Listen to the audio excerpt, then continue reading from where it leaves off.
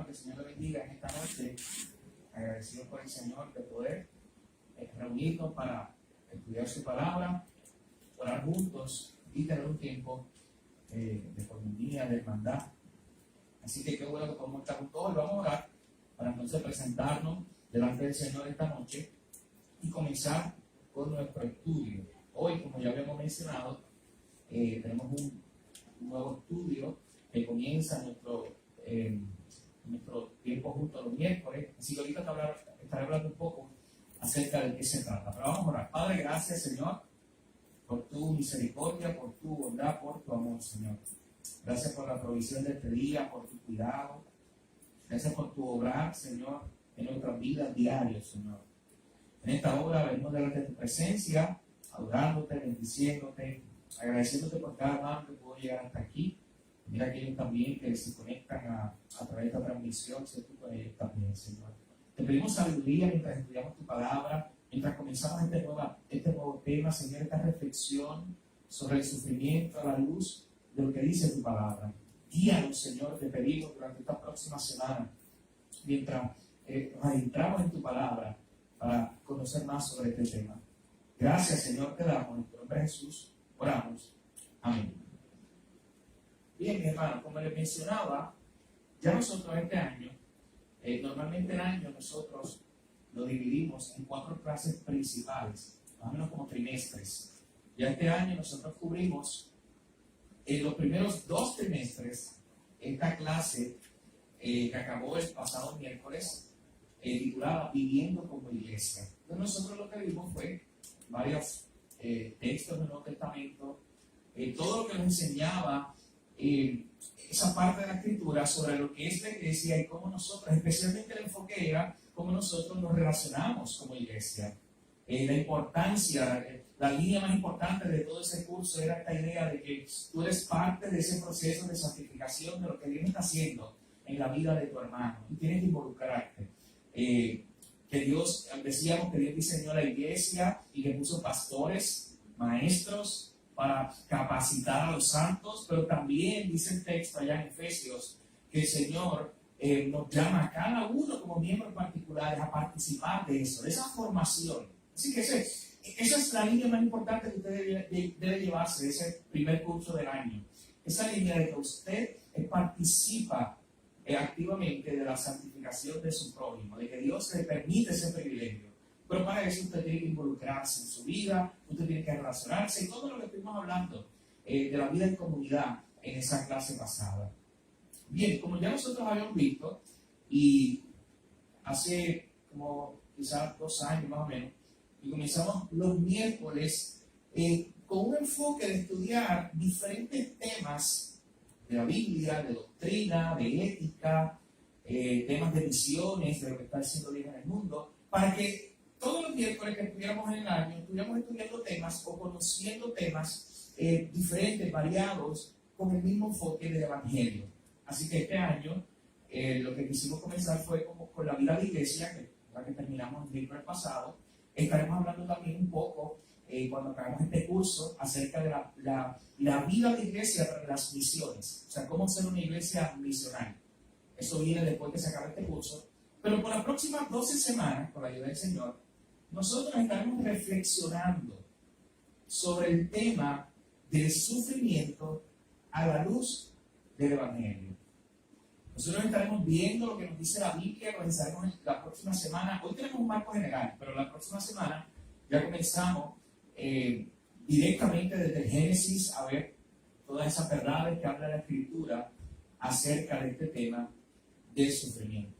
Y una de las cosas más importantes que usted va a encontrar en el camino es este concepto de aprender a sufrir en comunidad. ¿Qué significa sufrir en comunidad? Lo que nos dice la Biblia, por ejemplo, en 1 Corintios 12, de que cuando una parte del miembro llora o se duele, todos deben también identificarse.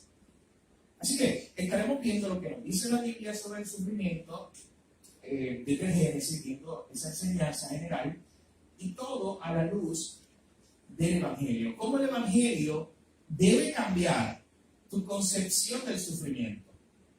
Porque ciertamente cuando nosotros hablamos del sufrimiento, hablamos en términos generales de calamidad, de desgracia, de desastre o de algo relacionado con una prueba, con algo difícil de pasar.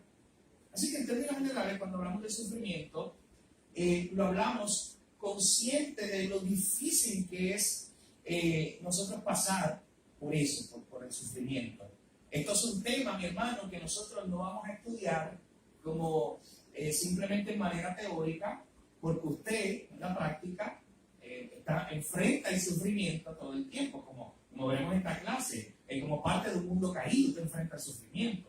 Así que en esta clase no lo va a ver usted de forma teórica nada más, sino usted se dará cuenta que cómo todos estos principios se pueden aplicar en su día a día. Pero lo que sí queremos enfatizar en este curso que comienza hoy es cómo el Evangelio debe cambiar la forma en la cual yo vea el sufrimiento.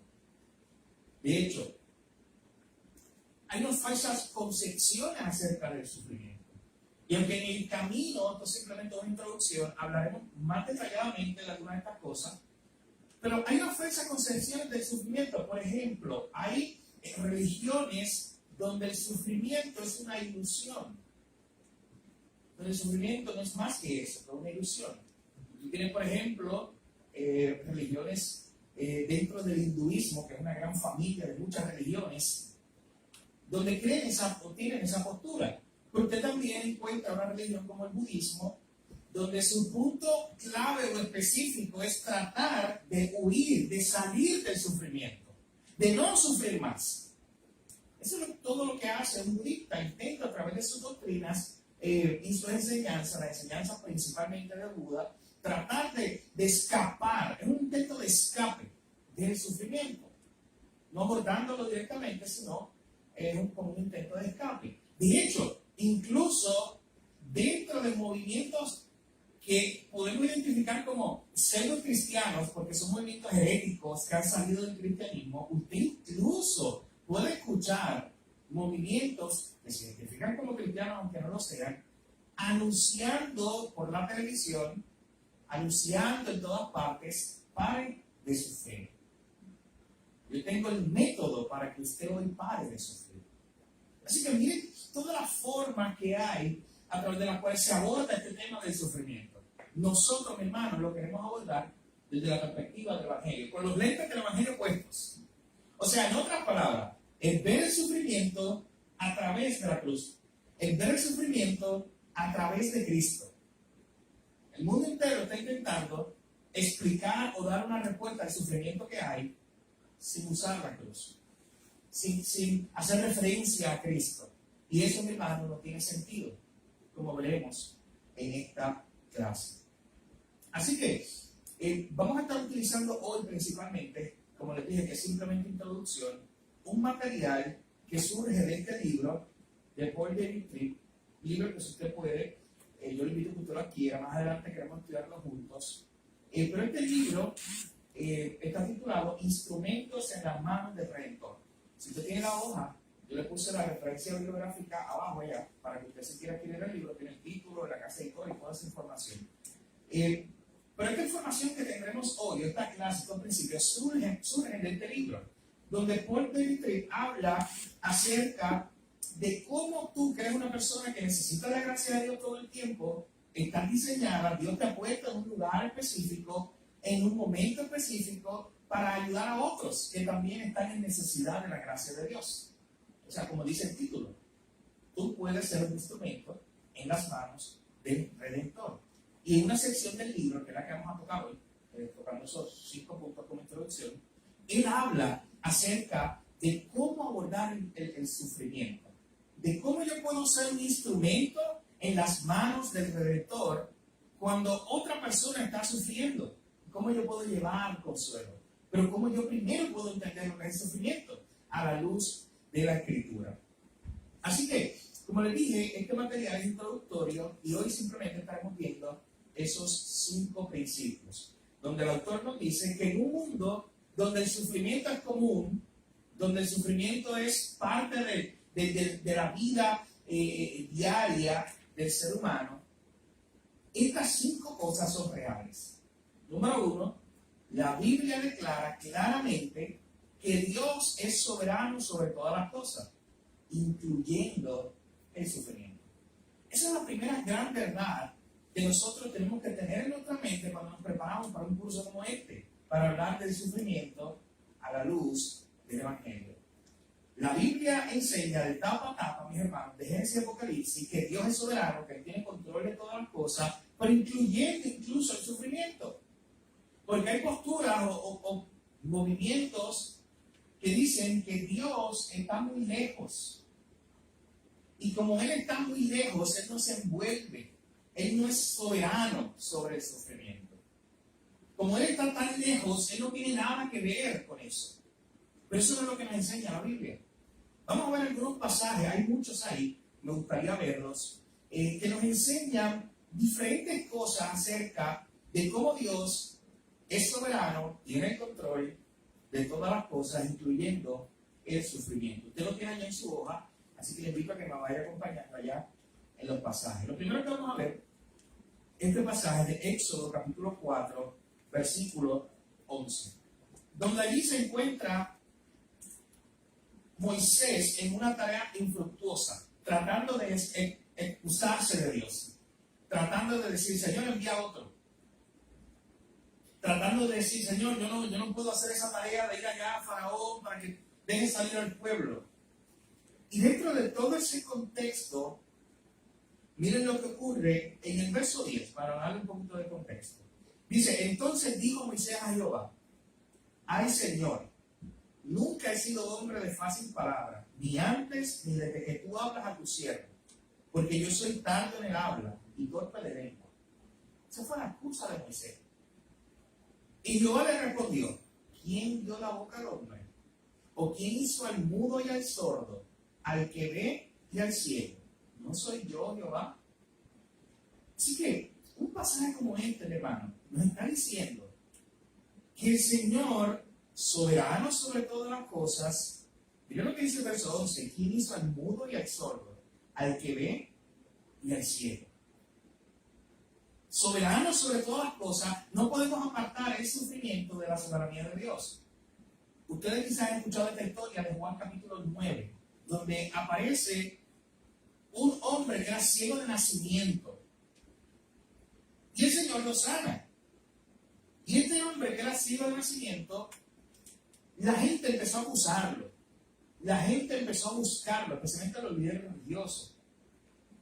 Y una de las cosas que los fariseos y otros líderes religiosos de la época creían o tenían en su mente era esta idea de que, oye, este hombre ciego de nacimiento, porque él pecó o porque sus padres pecaron. O sea, buscaban una solución al sufrimiento aquí en la tierra. Pero Cristo, cuando interviene en esa historia, Juan capítulo 9, es interesante que él dice, oye, Cristo nos pone una perspectiva como más alta. Él dice, oye, no vean las cosas desde esta perspectiva, de que este hombre es ciego porque su papá pecó, porque él pecó. No, vamos a ver las cosas desde la perspectiva de Dios. Y el Señor Jesús, allí a esa gente, allá en Juan capítulo 9, le dice que ese hombre era ciego con un propósito, para que el Señor se glorificara a través de eso, a través de ese milagro.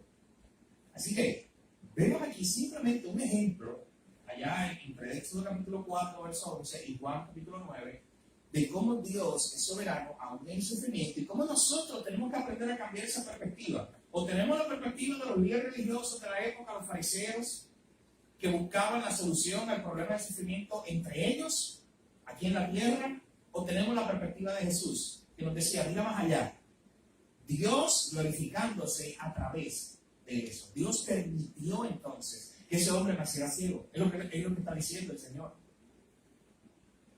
Primero de Samuel, capítulo 2, y ahí, vaya conmigo, lo que vamos a ver es simplemente ver, hay muchas más, pero lo que vamos a ver son ejemplos, escenas de diferentes partes o porciones de la Escritura donde se presentan algunas enseñanzas sobre este tema de que Dios es soberano, aún en el sufrimiento. Y yo quiero que usted vea conmigo el famoso cántico de Ana. Y si usted no lo ha leído, usted se está aprendiendo de mucho. Ese cántico es hermoso. Yo le invito a que usted no solamente saque estos minutos para leerlo conmigo, sino que en su hogar lo utilice como como tiempo de devoción en estos días para que vea todas las enseñanzas que hay ahí. Te recuerda que Ana no podía tener hijos, va al templo, derrama su corazón delante de Dios, ella era acusada, ella era denigrada por esa situación. Ella se lo encomienda al Señor y le dice, Señor, si tengo un hijo, te lo voy a entregar a ti. Dios, dice el texto, se acordó de Ana, ella consiguió, quedó embarazada, y ella entonces procede a ir al templo a entregar a Samuel, a ese joven, a ese niño. Pero ella hace un cántico de adoración y de alabanza al Señor, que es hermoso. Y miren la perspectiva que ella tenía de un Dios soberano sobre todas las cosas. Vean conmigo, capítulo 2, desde el verso 1 en adelante. Y Ana oró y dijo, mi corazón se regocija en Jehová, mi poder se exalta en Jehová, mi boca se ensanchó sobre mis enemigos, por cuanto me alegré en tu salvación. No hay santo como Jehová, porque no hay ninguno fuera de ti, y no hay refugio como el Dios nuestro. Miren qué hermosa esa línea. No hay otro refugio como el Dios nuestro. No multipliquéis palabras de grandeza y altanería, cesen las palabras arrogantes de vuestra boca, porque el Dios de todo saber es Jehová, el Dios que todo sabe. Y a él toca el pesar las acciones. Los arcos de los fuertes fueron quebrados, y los débiles se ciñeron de poder. Los saciados se alquilaron por pan, y los hambrientos dejaron de tener hambre. Hasta la estéril ha dado a luz a 7, y la que tenía muchos hijos languidece. Miren este verso 6. Jehová mata y él da vida. Él hace descender al Seol y hace subir. Jehová empobrece y él enriquece. Él abate y él enaltece. Él levanta del polvo al hombre y del muladar exalta al menesteroso para hacerle sentarse con príncipes y heredar un sitio de honor. Porque de Jehová son las columnas de la tierra, y él afirmó sobre ellas el mundo. Él guarda los pies de sus santos, mas los impíos perecerán en tinieblas, porque nadie será fuerte por su propia fuerza. Delante de Jehová serán quebrantados sus adversarios, y sobre ellos tronará desde los cielos. Jehová juzgará los confines de la tierra, dará poder a su rey y exaltará el poder de su ungido. Pero bueno, al final de cuentas, lo que está haciendo Ana es mostrándonos la perspectiva que ella tenía o el concepto que ella tenía de Dios. Vean ustedes ese pasaje y saquen a conclusión o presenten algunas verdades sobre el concepto que Ana tenía de Dios. ¿Quién era Dios para Ana? Según lo que ella está diciendo aquí, ¿qué ustedes creen? ¿Quién era Dios? ¿Qué concepto tenía Ana de Dios? Un Dios que tiene control de todo. ¿Qué más? Según este cántico que aparece aquí.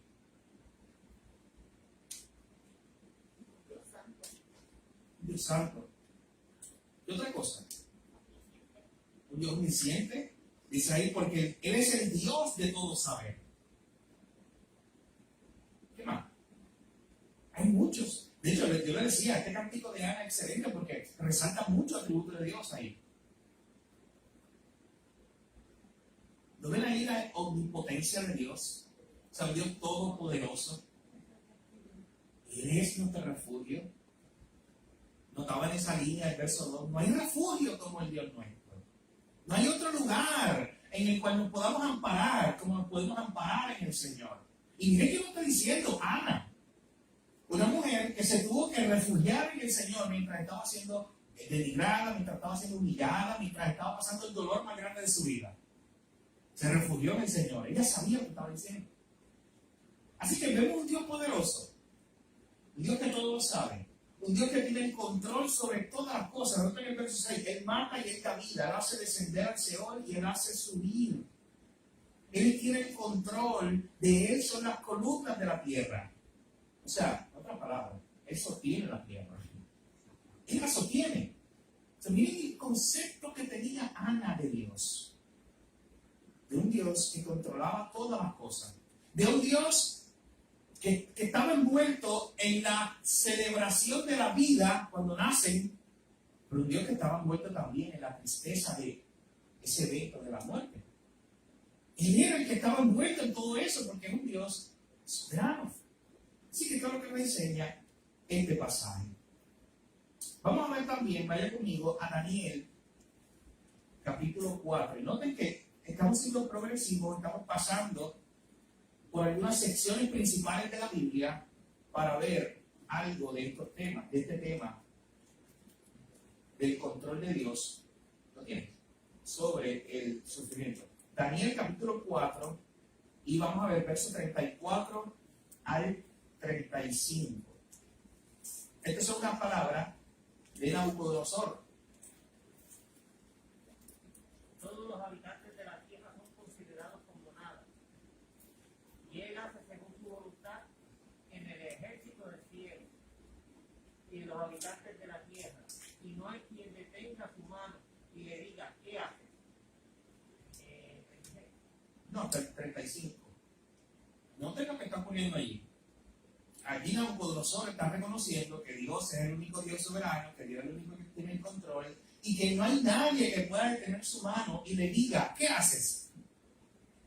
O sea, la solución para el problema del sufrimiento no es ir delante de Dios a cuestionar su autoridad o su sabiduría. Porque este pasaje nos está diciendo que nadie, ninguno puede ir delante de Él a decirle, ¿qué haces? A cuestionarle las cosas que ha hecho, a cuestionarle su poder.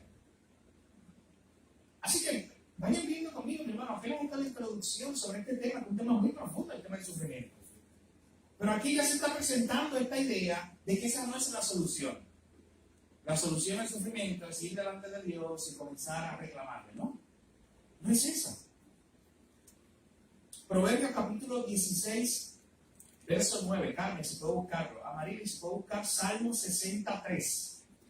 Mariani, Isaías 45, 7. Gerardo, si puedo buscar Amós 3, 6. Vamos a ir buscando estos pasajes y acompáñenos en la lectura de ellos para seguir viendo esta misma temática, cómo se sigue desarrollando. Proverbios 16, 9. Sí. Podemos hacer nuestros planes, pero el Señor determina nuestros pasos. Dios soberano planifica todo lo que quiera, pero al final de cuentas hay un Dios que está por encima de todo, incluyendo el sufrimiento. Salmo 63. Has hecho ver a tu pueblo cosas duras, nos hiciste beber vino de aturdimiento.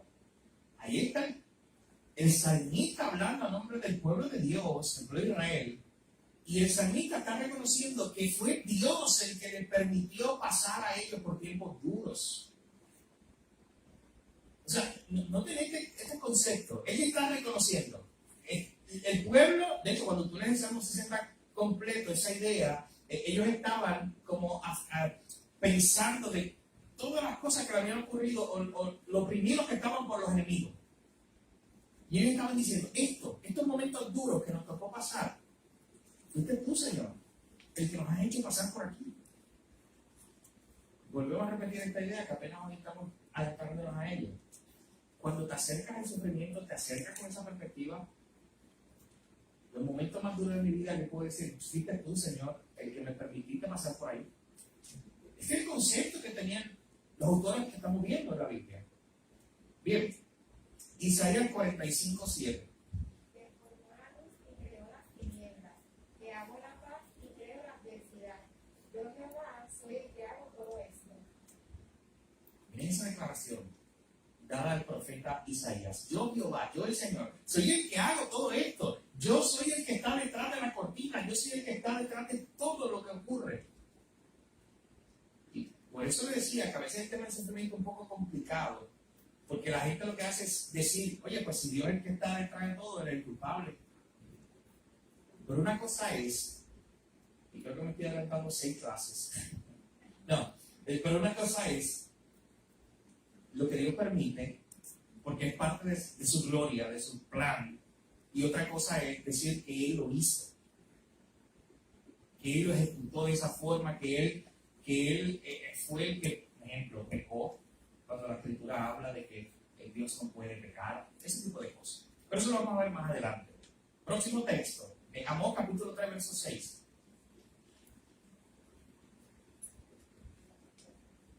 Se tocará la trompeta en la ciudad y no se alborotará el pueblo. ¿habrá algún mal en la ciudad, el cual Jehová no haya hecho? Miren lo que dice ahí. ¿Alguien puede buscar ese pasaje que lo tenga? En la nueva traducción viviente y en la nueva versión internacional. Ese mismo pasaje. ¿Cuál tiene allá? Ok, una persona si lo tiene en su Biblia o en su teléfono, en la nueva versión internacional, el pasaje de Amós, capítulo 3, verso 6. Sí, hermano, ok, pues Carmen, léelo en la nueva traducción viviente. Cuando el pueblo del carnero toca la alarma, ¿no debería el pueblo estar alarmado? Llega el desastre a una ciudad, sin que el Señor no haya planeado. O sea, está diciendo o afirmando al autor que el Señor es el que está detrás de un desastre. Mira lo que está diciendo ahí. Y el próximo, la nueva versión internacional que dice, Se toca la trompeta en la ciudad sin que el pueblo se alarme. Ocurrirá en la ciudad alguna desgracia que el Señor no haya provocado. wow. Pero ¿cómo lo afirman esa traducción? Recuerden que utilizamos varias traducciones para tratar de entender un poco más el texto. Eso es algo que usted debe hacer en su estudio personal, cuando está estudiando y quiere conocer un poco más, entender un poco más lo que dice ahí. Así que estas tres versiones nos dicen que el Señor lo planificó, provocó, estuvo detrás de esos tiempos difíciles. O sea, un Dios que es soberano sobre el sufrimiento, mis hermanos. Seguimos acá ya en el Nuevo Testamento, Hechos, capítulo 4, versículos 27 al 28. Mira lo que dice este pasaje.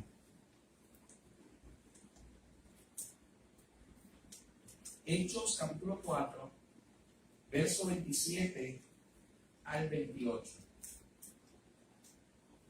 ¿Lo tiene allá? Sí, puede leerlo. Hechos, capítulo 4, versículo 27 al 28. Y vamos a leer también, Maritza, se puede leer, luego de Hechos, Efesios 1:11. Bien. Porque verdaderamente se unieron en esta ciudad contra los santos. Dijo Jesús a quien indirecto, Herodes y Poncio Pilato, con los gentiles y al pueblo de Israel, para hacer cuanto humano y consejo había antes de terminado de suceder. Miren lo que está ocurriendo aquí. Aquí están los apóstoles, Pedro y Juan, siendo encarcelados, siendo llevados a testificar delante de los líderes religiosos. Y ellos, dentro de su predicación, miren una de las cosas que reconocen. Ellos reconocen que el Señor es soberano sobre todas las cosas, eso usted lo ve en el verso 24. Pero noten acá lo que dicen del verso 27. Pilato se unió, Herodes se unió con los gentiles, con los líderes fariseos, con los saduceos y los líderes religiosos. Pero ellos lo que estaban haciendo, verso 28, era ejecutando el plan que Dios había diseñado. O sea, esta gente, Dios glorificándose a través de la maldad de estos personajes. Entonces, ¿cómo entendemos eso?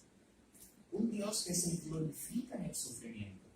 Esa es una de las lecciones más importantes que vamos a aprender esta próxima semana. Pero a la vez, hermano, aunque se escucha fácil decir esa declaración, no es fácil entenderla y mucho menos vivirla tú. Un Dios que se glorifica en el sufrimiento. Y quizás lo sabes teórico, lo sabes aquí y lo afirmas. Pero cuando nos toca estar en medio del sufrimiento, qué difícil es ver eso. Tener esa concepción que tenía Ana, de que Dios, lo que está diciendo Pedro, sí, esta gente planificó una maldad, se juntó Pilato, Herodes, toda esa gente, pero estaban haciendo lo que tú, Señor, habías planificado. Porque nada se sale de tu control, ni aún la muerte de tu hijo, ni eso se sale del control de Dios. Porque todo estaba antes determinado que sucediera, dice el verso 28. Y miren lo que dice entonces Efesios capítulo 1, verso 11.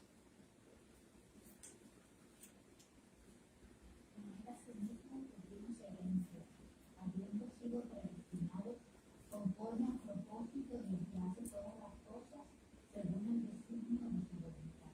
Eso es un buen resumen de lo que hemos estado viendo. Reconoce a Dios o habla de Dios como aquel que hace todas las cosas según el designio de su voluntad. Ese texto se parece mucho al de Daniel 4, 34 y 35, donde Nabucodonosor reconocía que no hay nadie que le pueda decir a Dios qué haces, porque Él hace según el designio de su voluntad. Hay muchos otros pasajes en la Biblia que usted pueda ver, es simplemente un panorama general de cómo tú puedes ir desde Éxodo hasta el Nuevo Testamento y ver que la Biblia enseña de tapa a tapa esta misma enseñanza de que Dios es soberano sobre todas las cosas, incluyendo el sufrimiento. Bien, número 2. Esta segunda afirmación que tenemos que reconocer en un mundo de sufrimiento es que la Biblia dice claramente, sin duda alguna, que Dios es bueno. O sea, tenemos la maldad, tenemos el sufrimiento, la Biblia lo reconoce, pero la Biblia sin duda alguna afirma o sigue afirmando la bondad de Dios. En otras palabras, el sufrimiento es real, pero recuerda que esto también es real. Dios es bueno. Es su naturaleza, es su carácter. ¿Cómo yo uno esas dos cosas? Un Dios bueno, ¿cómo me ayuda a interpretar esa idea de un Dios bueno y de todo lo que yo veo todos los días de un mundo de sufrimiento? De un mundo caído.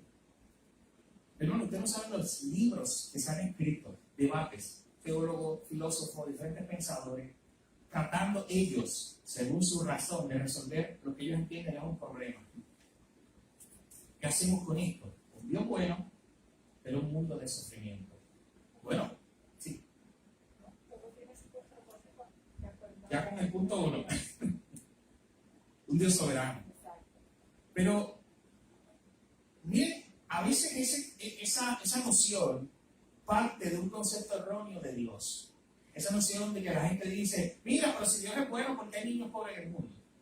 Mira, si Dios es bueno, ¿por qué hay muerte? ¿Por qué murió en fin familiar? Mira, si Dios es bueno, ¿por qué ocurrió ese tiroteo allá que mataron a un montón de gente inocente? Esas son las acusaciones que usted escucha todo el tiempo. Pero eso surge, esas acusaciones, de un concepto erróneo de quién es Dios y de quién es el hombre. Y de hecho, de un concepto erróneo total, que hermano, se colgaron. Esa gente se colgó en su estudio de Biblia básico, porque no han ido ni al Génesis, donde explica eso. Porque tú no tienes que pasar de Génesis capítulo 3 para que esa pregunta quede contestada. Génesis 1, Génesis 2, Dios creó todo y todo era bueno. Todo, mi hermano, todo era bueno, no había maldad, no había tal cosa aquí en la tierra. Todo era bueno. Pero luego, en ese capítulo 3, viene la caída por voluntad humana, el hombre se rebela contra Dios, le da la espalda a Dios, el pecado comienza entonces a dominar al hombre, él queda cautivo, y desde ese momento el Señor le habla. Cuando usted vea en ese capítulo 3, vea cómo el Señor le habla sobre el sufrimiento que ahora iban a experimentar, sobre el sufrimiento que ahora experimentaría Adán, trabajando la tierra, y muchas otras cosas más. Sobre el sufrimiento que experimentaría Eva. Usted pasa la página, hace poco lo hablamos aquí, uno de los sermones de Primera de Juan, y usted ve en Génesis 4, Caín, asesinando a su propio hermano. El primer hombre parido de mujer, nacido de mujer, el primero, un asesino, mató a su hermano. Y usted sigue leyendo, un descendiente de Caín llamado Lamec decidió tomar 2 esposas para sí. O sea, se comenzó a distorsionar el valor de la vida, se comenzó a distorsionar la familia, se comenzó a distorsionar todo por el pecado, a consecuencia del hombre que había pecado contra un Dios santo.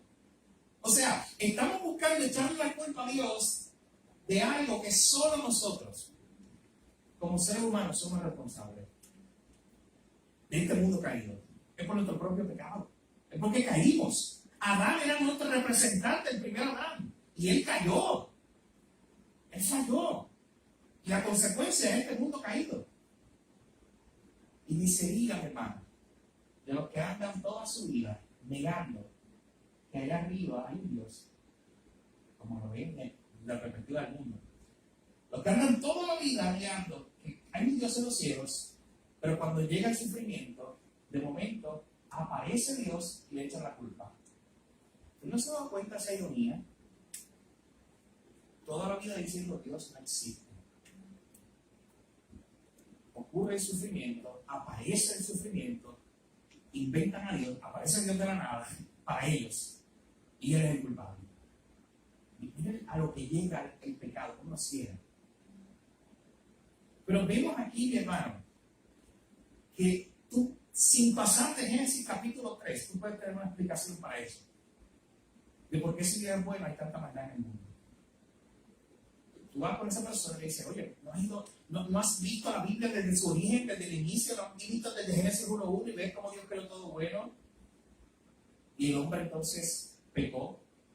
Oye, ¿tú sabes cómo le llevas el Evangelio?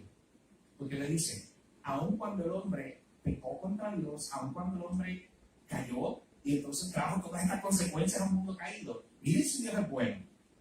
En su gracia extendió misericordia para la humanidad y para todos nosotros. En su gracia, miren la bondad de Dios manifestada en medio del sufrimiento que el hombre había traído para sí. Fue el hombre que se buscó eso. Fue Adán. Dios le tenía una vida, mi hermano. Cristo dijo, yo he venido a dar vida en abundancia. El Edén era un lugar para que Adán y Eva estuvieran disfrutando con Dios. En una relación con Él. Plenitud de gozo, como dice el Salmo 16, es lo que ellos podían tener ahí con Dios. Pero ellos pecaron contra Él. Trajeron la consecuencia de un mundo caído, el sufrimiento. Con todo y eso, Dios se tiene gracia. Y le dice, oye Adán, tú hiciste un problema. Tú distorsionaste todo esto con tus actos. Pero de todas formas, yo enviaré a la simiente de la mujer, el que va a resolver todo lo que tú acabas de dañar. Y ahí está el primer anuncio del Evangelio. Hermano, y usted no ha pasado del capítulo 3 de Génesis. Y ahí está esa muestra de la bondad de Dios a un medio del sufrimiento. Ahí está esa muestra de cómo Dios se glorifica aún a través de la maldad. Porque Dios entonces dice que iba a enviar al segundo Adán, que iba a corregir todo lo que el primer Adán había distorsionado. Como dice el profesor Daniel King, en un jardín, el primer Adán dañó todo. Más adelante, en un monte allá, en este Calvario, el segundo Adán lo corrigió. Corrigió lo que el hombre había dañado, distorsionado. Si algo nosotros vamos a aprender en esta clase, mi hermano, acerca del sufrimiento a la luz del Evangelio, es que la Escritura no niega la realidad del sufrimiento. Como les dije, hay religiones que o dicen que el sufrimiento es una ilusión, o tratan de resolverlo de otra forma, escapismo, tratar de escapar de él. Pero en la Escritura no hay tal cosa como eso. De hecho, tú tienes los primeros 2 capítulos de la Biblia y los últimos 2 capítulos de la Biblia. Solamente, para que tengamos una idea general, Génesis 1 y 2. Y luego tenemos Apocalipsis 20 y 21, o 21 y 22, ya el final. Los primeros 2 capítulos de la Biblia y los últimos 2 capítulos de la Biblia son solo los capítulos que hablan acerca de un mundo que no está bajo el efecto de la caída. Un mundo que no está en sufrimiento. El resto de la Biblia, mi hermano, contiene un mundo caído. La historia de cómo Dios intervino en un mundo que estaba caído. Y la realidad del sufrimiento está ahí. O sea, el cristianismo no la niega, está ahí, al contrario, la explica. Da una explicación, provee una explicación a través de lo que nos dice la Biblia. O sea, estamos hablando que la Biblia tiene, según nuestra división, 1189 capítulos, dividido en 66 libros. Y de esos 1189 capítulos, 1187, no, son 4, 1185 serían. 1185 son capítulos que hablan acerca de un mundo caído, que hablan acerca de la realidad del sufrimiento. O sea, solamente en el inicio de lo que Dios creó, la creación, y al final, la nueva creación. donde dice el texto que ya no habrá más llanto, ya no habrá más dolor, o sea que esa realidad del sufrimiento ya acabó. Porque en el medio de todo eso, del mensaje de la Biblia, está aquel que vino a lidiar directamente con el sufrimiento, sufriendo él mismo, no de lejos. Y eso, mi hermano, es lo que debe sorprenderte a ti y me debe sorprender a mí todos los días. O sea, un Dios que se hizo hombre y sufrió para que yo algún día pueda estar en ese mundo nuevo sin sufrimiento. Algo que, yo lo repito, como decía hace unos minutos, lo puedes entender teóricamente o tratar de afirmarlo teóricamente, pero entender la verdad de eso. Un Dios que incluso encarnado, uno de los títulos de Cristo es el siervo sufriente, basado en una visión que tuvo Isaías allá en Isaías capítulo 52 y capítulo 53. Así que la Biblia habla realmente del sufrimiento, pero dentro de todo eso siempre deja claro que Dios es un Dios bueno. Y hay algunos pasajes que nosotros podemos ver. Salmo 25, versos 7 al 8. Para ver esta realidad que se va a resaltar en la Escritura sobre la bondad de Dios. Salmo 25, versos 7 y 8. Dice este pasaje: de los pecados de mi juventud y de mis rebeliones no te acuerdes. Conforme a tu misericordia, acuérdate de mí, por tu bondad, oh Jehová. Bueno y recto es Jehová. Él es bueno. Mira lo que dice también el Salmo 145, versos 4 al 9.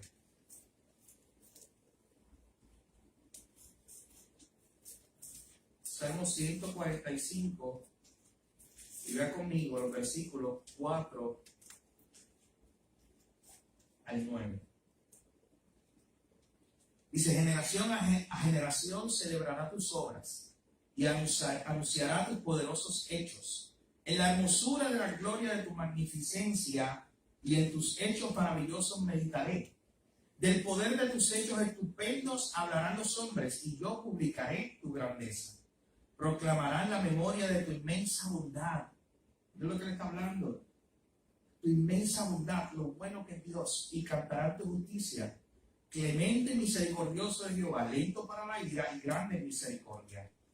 Bueno es Jehová para con todos, y su misericordia sobre todas sus obras. O sea, toda la creación experimenta de una u otra manera la misericordia y la bondad de Dios.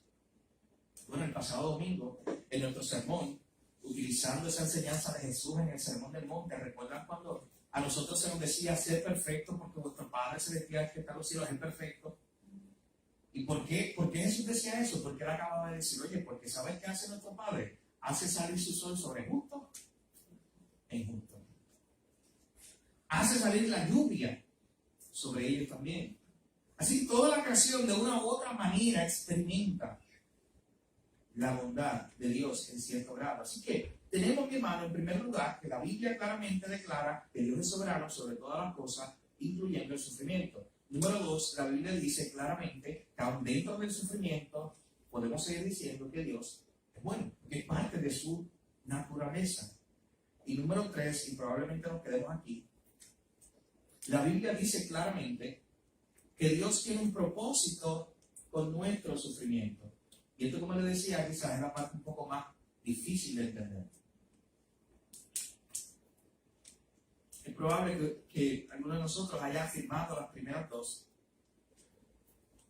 Pero es un poco más complicado entender esto. La Biblia dice claramente que Dios tiene un propósito específico con nuestro sufrimiento. Vaya conmigo a 2 Corintios capítulo 1, versículos 3 al 6. 2 Corintios capítulo 1,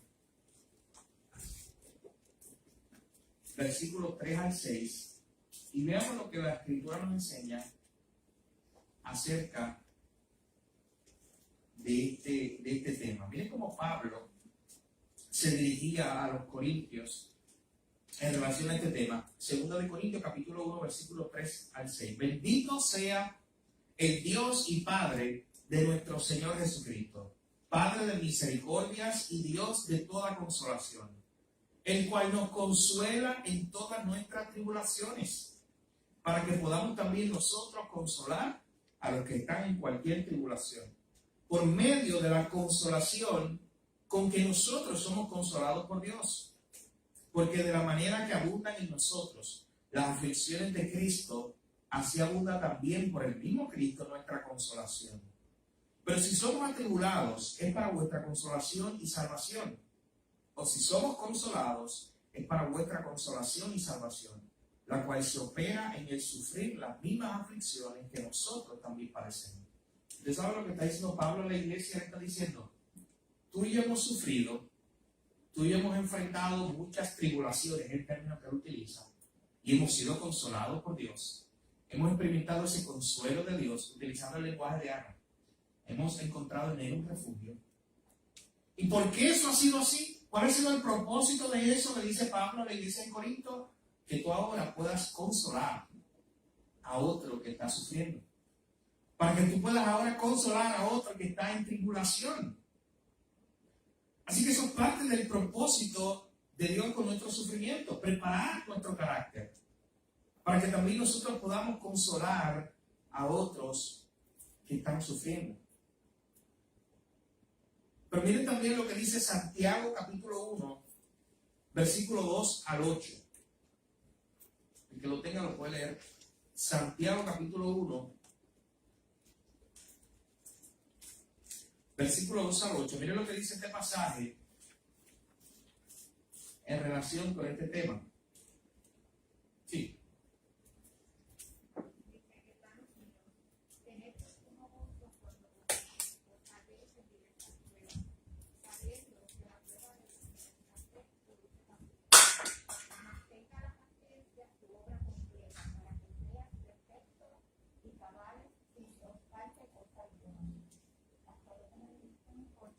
Hasta el 8. Si algún versículo dice, y si alguno de nosotros tiene falta de sabiduría, pidan a Dios, el cual da a todos abundantemente y sin reproche, y le será dada. Pero pida con fe, no dudando nada, porque el que duda es semejante a la onda del mar, que es arrastrada por el viento y echada de una parte a otra. No piense, pues, quien tal haga que recibirá cosa alguna del Señor. El hombre de doble ánimo es constante en todos sus caminos. Mira lo que dice en este pasaje. Aquí está Santiago exhortando a la iglesia a que enfrenten el sufrimiento, las pruebas, a que lo enfrenten con gozo. ¿Por qué? Porque hay algo que se está produciendo. Verso 3, sabiendo que la prueba de vuestra fe produce paciencia. O sea, en otras palabras, Santiago le dice, puedes gozarte aún en medio de la prueba, porque puedes tener la certeza de que Dios está produciendo algo en ti. O sea, aún en medio del sufrimiento, Dios produce algo en nuestro carácter. Hermano, como en una ocasión el pastor Miguel Núñez escribió, para un discípulo el sufrimiento nunca es en vano. O sea, el Señor siempre lo utiliza para su formación. O sea, no hay tal cosa como en un discípulo del Señor un sufrimiento que uno lo dé por inútil. O sea, un sufrimiento que no sirva para nada. No, al contrario. Un discípulo del Señor siempre puede estar seguro que aún los tiempos difíciles, los tiempos de sufrimiento son tiempos de formación. Dice el texto, sabiendo que la prueba de vuestra fe produce paciencia. Y ahí mismo Santiago, vaya conmigo al capítulo 5, versículo 10 y 11. Santiago capítulo 5, versículo 10 y 11. Hermanos míos, tomad como ejemplo de aflicción y de paciencia a los profetas que hablaron en nombre del Señor. He aquí que tenemos por bienaventurados a los que sufren. habéis oído de la paciencia de Job y habéis visto el fin del Señor, que el Señor es muy misericordioso y compasivo. En otras versiones, ese versículo 11 dice, estén atentos a la historia de Job, recuérdenla, porque ahí ustedes vieron cómo a pesar de su sufrimiento, el Señor fue pasivo y misericordioso con ellos. A pesar de su sufrimiento, el Señor estuvo con él, y a pesar de su sufrimiento, el Señor produjo algo en él.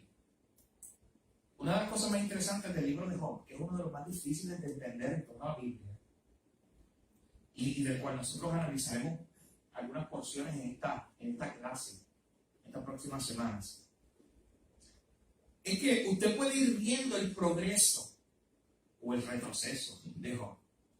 O sea, como Job al inicio como que parece que está entendiendo las cosas desde una perspectiva, está entendiendo su sufrimiento, pero luego los diálogos con sus amigos, de momento usted ve que la teología o la concepción del sufrimiento que traen sus amigos muchas veces es desviada. Ellos no entienden lo que Dios está haciendo en medio del sufrimiento con Job. Y usted va viendo el progreso de cómo Job va entendiendo cosas hasta que llega al final, el capítulo 42. Pero eso lo vamos a ir viendo. Pero aquí Santiago está diciendo, nos dice interesante que es un autor de la Biblia invitándonos a que leamos otro libro de la Biblia. Aquí está Santiago diciendo, oye, vayan a Job. Recuerden la historia de Job. Ustedes escucharon la paciencia de Job. Y vieron la historia, y vieron el fin del Señor, vieron lo que hizo el Señor con él. De hecho, el versículo anterior que habíamos leído, él lo había dejado más claro. Tomen como ejemplo de aflicción y sufrimiento a todos esos personajes que hay ahí en la Escritura. Santiago le gustaba hacer mucho eso. Si usted, incluso en ese mismo capítulo 5, él habla y cita a Elías, o sea, cita una historia de Elías. Le gustaba ese concepto de ir a la Escritura, invitaba a la iglesia a ir a la Escritura y ver esos ejemplos de personas que habían sufrido. Bueno, en el libro de Hebreos, capítulo 11, nosotros tenemos un listado, los héroes de la fe que le llamamos en ocasiones. Personas, mi hermano, que sufrieron. Y el texto lo afirma así claramente, que padecieron muchas situaciones en el cumplimiento del llamado de Dios para sus vidas. Así que hasta este punto, mi hermano, hemos visto tres cosas principales. Dios es soberano sobre todas las cosas, incluyendo el sufrimiento.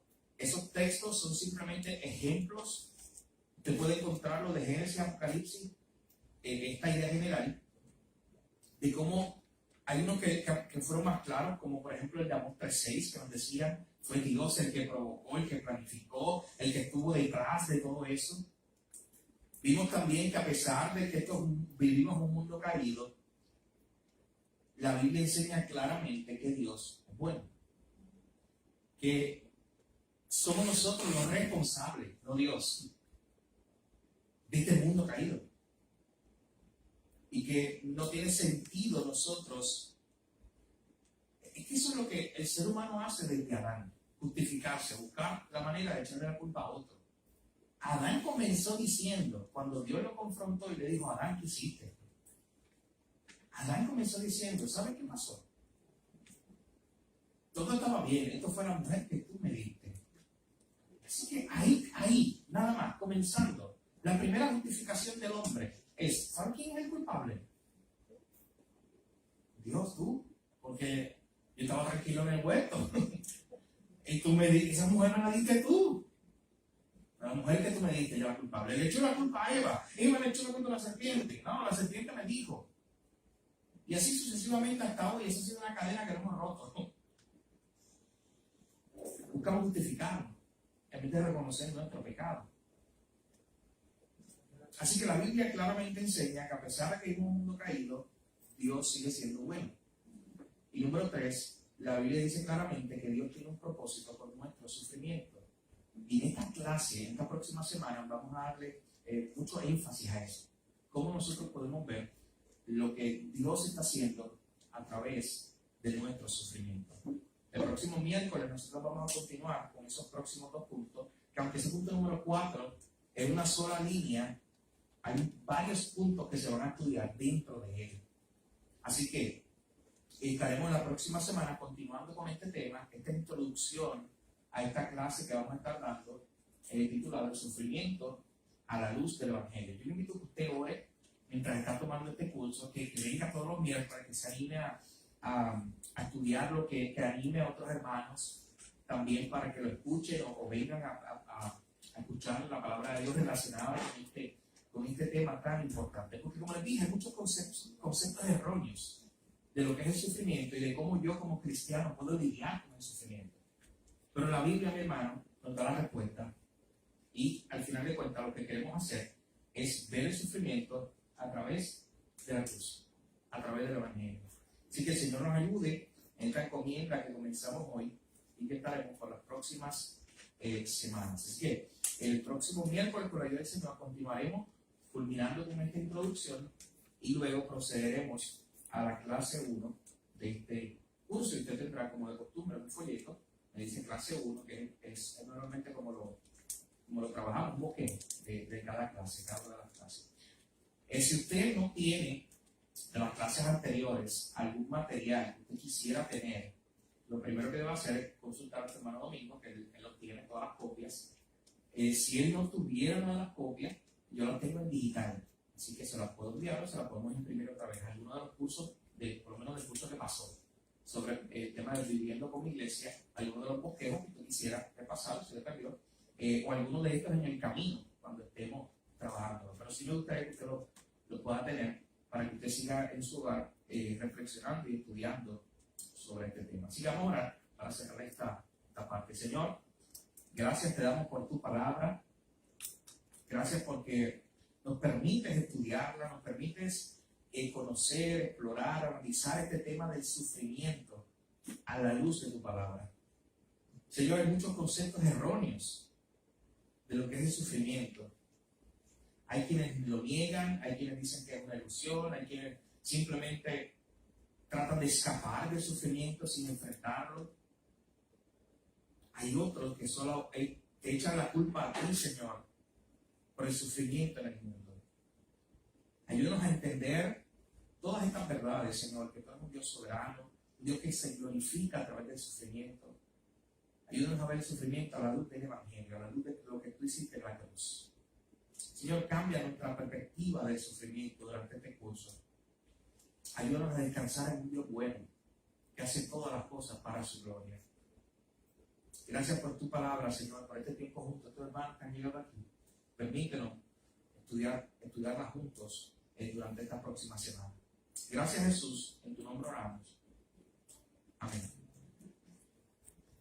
Gracias, Señor. Pastor, Sí. yo creo que los sufrimientos que nosotros sufrimos es Dios que quiere que los suframos, porque si es que aprendemos a que la vida no es fácil, que hay caminos que son tortuosos, que todo no va a ser fácil, que todo no va a caer en el cielo, y que nosotros los seres humanos tenemos que comprender que nosotros somos los que tenemos que buscar, tenemos que leer la Biblia, tenemos que buscar los caminos que son correctos y buscar a dónde queremos llegar, porque si no, no ponemos un principio para querer llegar a un final, pues nunca vamos a estar bien, porque comienza una conclusión, está pensando cómo la va a terminar y que le quede bien. Y así tiene que ser la vida del hombre cuando está buscando a Dios. Tiene que buscar en qué forma nosotros podemos llegar, ¿verdad? A donde Él quiere que lleguemos. Amén. Gracias, hermano, por ese comentario. Las caras no son en vano. Así que son 80 y... ¿Cuántos años usted tiene, hermano? ¿Cuántos años tiene? 81. Y mi hermano de 81 años, que ha vivido más que yo, que muchos de nosotros, afirme esa verdad. Usted tiene que escuchar esa verdad de que en este mundo vamos a sufrir, porque eso es lo que nos enseña la Escritura, pero que el Señor nos enseña a un medio del sufrimiento. Así que gracias, hermano, por traer eso a colación. Bien, vamos a orar, vamos a presentar estas peticiones delante del Señor. Vamos a orar por algunas peticiones personales y también vamos a orar por otras peticiones, por los enfermos en esta hora. Por los enfermos se nos pide oración por Marisa y Robert, por Anaida Rodríguez. También se nos pide oración por Iván y por Lucy, por enfermedad. También que oremos por Carmen y Domingo, por salud también.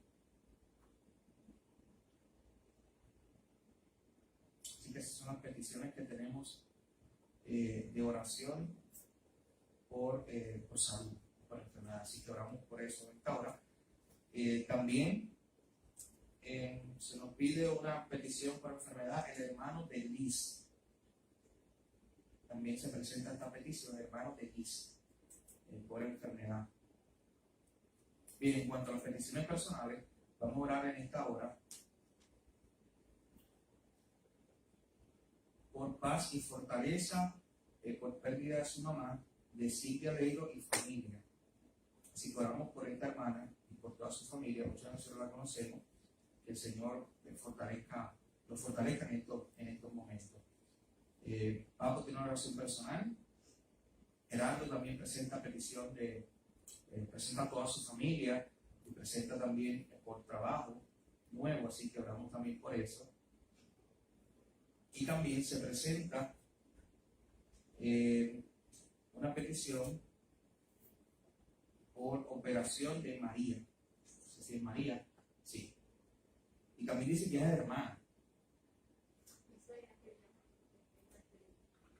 Oh, entendí, así, ok. Viaje de Herminia es la mamá de nuestro hermano Edgar, sí.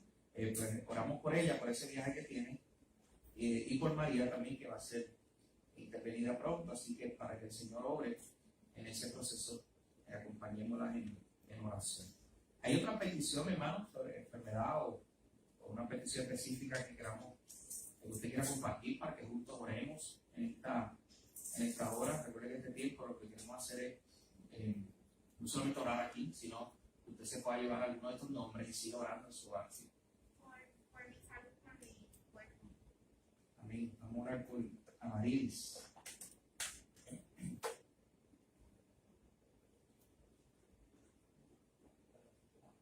Vamos a orar también por Amarilis, por salud. Bien, recuerden también que tenemos nuestra petición sobre o colaboración con los gobernantes, que el Señor sí da tu sabiduría. Mi hermano, usted sabe que a veces eso no sale mucho en los medios, pero todos los proyectos que han presentado y siguen presentando, y no sé, esa gente no se rinde. Ellos tienen una agenda clara en contra de la palabra de Dios, en contra de la familia, en contra de nuestros niños. Así que usted no deje de orar por eso. Que el Señor es su gracia. Hemos aprendido hoy, lo recordado de que Dios es soberano, que no hay nada que se salga de su control. Pero es nuestra responsabilidad orar y descansar en el Señor, que el Señor nos dé fortaleza a nosotros cuando veamos eso, la maldad incrementándose, cuando veamos el sufrimiento incrementándose, porque todas esas acciones que quieren incluso proponer como leyes, al final de cuentas, lo que traen es sufrimiento para las familias. Así que el Señor nos dé a nosotros un concepto correcto, que nos ayude a ver su gloria aún en medio de estas situaciones tan difíciles que estamos viendo. Pero ore por todas estas situaciones que están ocurriendo, especialmente en los últimos meses quizás, en la legislatura y todos esos proyectos que buscan atacar la palabra de Dios. Así que vamos a orar en esta hora por eso, y oramos, como de costumbre, por nuestra oración misionera. Ya nosotros oramos con todos nuestros hermanos plantadores, el miércoles tras miércoles. Hoy culminamos orando por los pastores de la Iglesia Bautista Ciudad de Dios en San Juan, Félix Cabrera, Michael Robesata, aunque por él habíamos orado en otro contexto, pero oramos por ellos. Y Jesús Vila, son los pastores de esa iglesia allá en San Juan, que lleva poco tiempo también, pero están predicando el Evangelio en esa área de Miramar. Así que ya orando por ellos hoy culminamos de esa oración Pero no por eso usted deje de orar. Yo le invito a que usted siga orando por cada una de esas plantaciones, nuevas iglesias, los proyectos nuevos, como les dije, para el año que viene, abrir iglesias en Aybonito, Patillas y Trujillo Alto. Siga orando por ellos, llévese sus nombres. Por ahí, en la entrada, hay una guía que tiene los nombres. Usted también puede verlos, revisar y seguir orando por cada uno de estos hermanos. Pero hoy vamos a orar por esta iglesia y esta plantación, esta obra que está ocurriendo allá en el área de Miramar. Así que lo presentamos al Señor en esta hora. Vamos a orar. Yo voy a pedir a Clara si puede presentar a los enfermos. Vamos a orar por los enfermos, todos los que se presentaron hoy. Voy a pedir a María si puede presentar las peticiones personales que se hayan dado en el día de hoy. Vamos a orar también, lo voy a pedir a hermano Xavier que ore por los gobernantes, pero desde la perspectiva de lo que estuvimos viendo hoy, hablando hoy, de que aún cuando todos esos proyectos lo que promuevan es que haya más maldad, más sufrimiento, nosotros sigamos enfocados y con la perspectiva correcta de todo lo que está ocurriendo. Así que oramos por eso y nos falta orar por la oración misionera que vamos a estar presentando hoy. Vamos a pedir a Robert si puede orar por eso, por ese hermano allá en San Juan y por toda la obra que se está realizando. Así que acompáñenme en este tiempo de oración. Los hermanos que nos están viendo también, los invitamos a que nos acompañen. Gracias, Señor, te damos en esta hora. Siempre queremos comenzar agradeciéndote, Señor. Siempre queremos comenzar dándote gracias por lo que ya tú has hecho, Señor. Por escuchar nuestras peticiones. Gracias, Señor, porque tú no eres un Dios lejano, tú eres un Dios cercano a tu pueblo. Señor, tú escuchas nuestras oraciones, Señor, y de acuerdo a tu voluntad contesta nuestras peticiones. Y hemos visto tu obrar, hemos visto tu mano, y hoy estamos agradecidos, Señor. Y con esa misma fe, Señor, que venimos delante de ti en el nombre de Jesús a presentarte nuestras peticiones hoy. Como iglesia oramos, Señor, los unos por los otros. Como iglesia nos presentamos delante de ti con la confianza de que tú nos escuchas y que según tu voluntad y a tu tiempo tú obrarás. Gracias, Señor. En tu nombre oramos. Amén. Señor, recibimos a la mano y damos gracias por tu misericordia, Señor. En estos momentos venimos a ti, Padre, porque estamos los enfermos, mi Señor. Yo pongo a cada uno de ellos en tus manos, mi Señor. Mira a Marisa y a Robert, a Carmen, a tu esposo, a María. Mira la operación de María, mi Señor. Y a todos los demás que presentaron, que no me acuerdo los nombres, pero tú conoces todos, mi Señor. Yo te pido, Padre, que tú pongas tu mano sanadora, mi Dios. Te pido, mi Dios, que tú hagas milagros de amor en cada uno de ellos, Padre Santo. Y que en medio de todo de estas enfermedades que ellos puedan tener, Señor, de estas programas, mi Señor, que ellos puedan sentir que tú estás con ellos. Que aún en medio de la enfermedad tú estás, Padre. Que en medio de la operación, mi Señor, tú vas a ser el médico, Padre Santo. Ellos puedan confiar y creer en ti, Señor. Y que te den gloria y honra a ti, Señor. Y gracias, Padre. Gracias por lo que has de hacer, Señor. No importa tu decisión, mi Señor, tú sigues siendo bueno y tú sigues amando, Padre, a cada uno de ellos, mi Dios. Los ponemos en tus manos en el nombre de Cristo Jesús. Amén. Amén.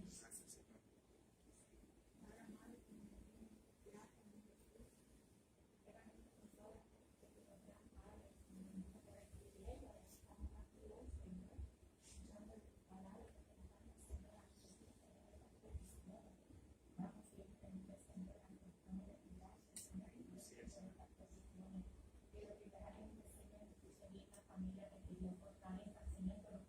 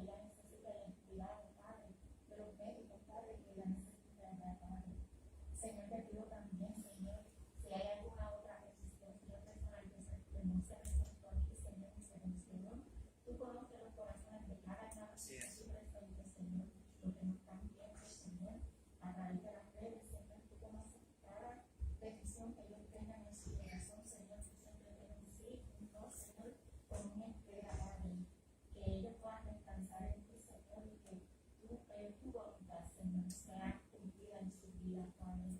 Gracias por todo, Señor, todo lo dejamos en el nombre de tu amado Cristo Jesús. Amén y amén. Espíritu Santo, te damos gracias, Padre, por este tiempo que podemos ir ante tu presencia y clamar por los gobernantes. Tú dices en tu palabra que clamemos por ellos. Lo primero que clamamos, obviamente, es para que te puedan conocer. La gran mayoría de ellos no tiene conocimiento de ti. Son personas muy brillantes en cuanto al intelecto, pero en lo espiritual son necios porque no tienen el conocimiento del Altísimo, no te conocen como quien es salvador personal. Y la salvación es una obra de gracia donde tú te revelas, ¿verdad? Así como lo has tenido misericordia de nosotros, Señor, te pedimos que extiendas tu misericordia hacia ellos, Señor, para que puedan ver lo errado que están con estas leyes que quieren promulgar, que están en contra claramente de lo que es tu palabra, Señor, y contra aún de la naturaleza humana, ¿verdad? Es una cosa increíble como el pecado puede enriquecerlo. Pero ten misericordia, Señor, ten misericordia, revela a sus vidas y que tu iglesia en todo el proceso haga lo que tiene que hacer. Sé que hay una marcha el 14 de agosto, sábado, donde el pueblo va a estar marchando en contra de la ideología de género, pero que le hagamos, todo lo que vayamos a hacer, Señor, sea en descanso, tomando en cuenta lo que se habló hoy, que tú estás al control, que tú eres un mundo caído, que lo que tú dijiste, que en el mundo tendremos aflicción, pero confiemos porque tú has vencido al mundo y que la paz solamente va a estar en ti. Así que, Padre, que hagamos la parte que nos corresponde. Sabemos que algunos de ellos que no te conocen, gobernantes, te van a conocer por testimonio de tus hijos. Y sé que hay hijos en la Cámara de Senado, hay algunos que son tus hijos que están haciendo la diferencia. Pedimos encarecidamente por ellos, que puedan brillar y que se puedan mantener dando testimonio y que sean instrumentos tuyos para alcanzar gente en ese lugar, en esos lugares que no te conocen. Ponemos todo esto en tus manos, Señor, dando gracias por lo que has hecho, por lo que estás haciendo y por lo que tú vas a hacer. En el bendito nombre de Jesús. Amén y amén.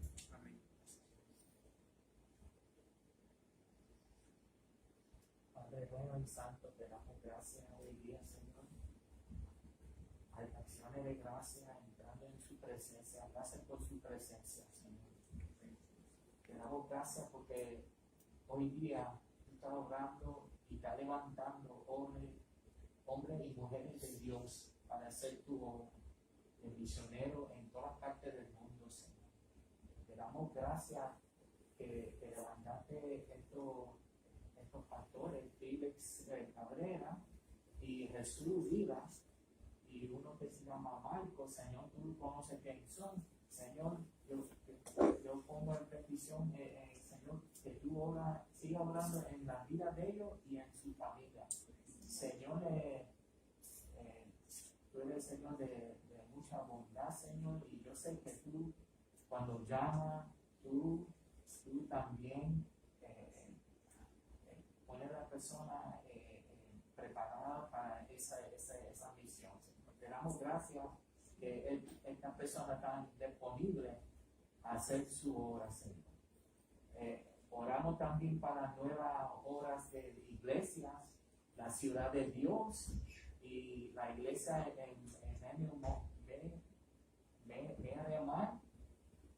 Y te damos gracias que esta nueva iglesia pueda levantar y pueda hacer una luz en el pueblo que ellos están, Señor.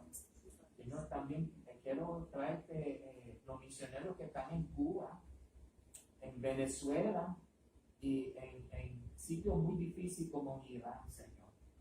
Que tú sigas obrando en ellos, no importa la situación de terrorismo y de gobiernos muy difíciles en contra del evangelio. Señor, dale la fuerza y que pueden seguir predicando su palabra y llevando el evangelio en todos sitios en sus países. Te damos gracias en el nombre de Jesús. Amén. Bendito Padre Celestial, te damos las gracias, Señor, por la provisión que nos has dado. Señor, te pedimos que bendiga la ofrenda que queda recogida esta noche, Señor amado, que sean para la edificación de tu pueblo y la edificación de tu reino. Llévanos a nuestros hogares, Señor, guárdanos en el camino, en tu santa paz. Te lo pedimos en el nombre de Jesús. Amén. Amén, hermano, que el Señor le bendiga.